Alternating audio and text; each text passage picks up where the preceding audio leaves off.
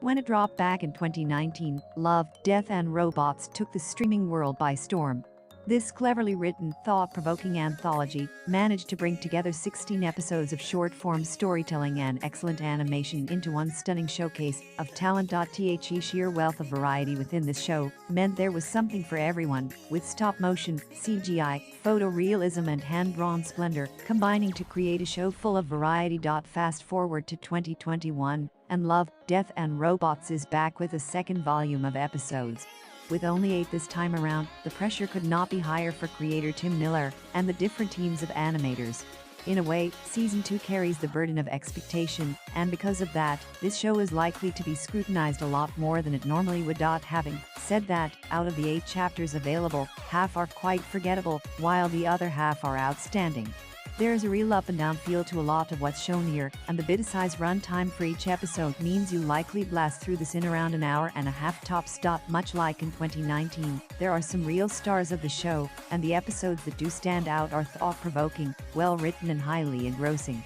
I won't go into detail over what they're all about, the recaps speak for themselves, but the chapters play with ideas of eternal life, a robot apocalypse, drugs and man's attitude toward nature. The shorter runtime is a real disappointment though, and one can't help but feel this anthology is in desperate need of more episodes to pad out the runtime. While the individual segments are actually quite good, as a collective whole the second season just doesn't stack up to the first.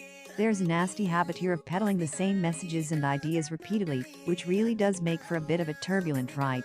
To make matters worse, the ideas that are unique, like tall grass, are cut short before any exposition or explanation is given. Don't get me wrong, as a huge fan of this show, the episodes are actually really good. However, there's very few here that are likely to garner the same repeat viewings that those in Season 1 garnered. As a collection, there's a lot of repeated material about robots turning against humanity.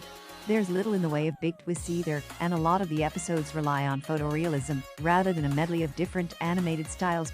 Personally, the Stranded Giant, Pop Squad and All Through the House are the real standouts of the season. Episodes like Ice and Life Hutch, however, are arguably some of the worst out of the entire 2-season anthology. This is one of those difficult full-season reviews to write, because looking at the episode ratings, you'd think the second season would warrant a much higher score. And don't get me wrong, it is a very enjoyable anthology. However, as a collection to hold up against the first, this one pales by comparison. There's too many similar ideas, and the lack of variety with the animated content holds this one back from being more memorable. Despite its flaws, Love, Death and Robots Season 2 is still an impressive animated showcase, and a must-watch for fans of the first.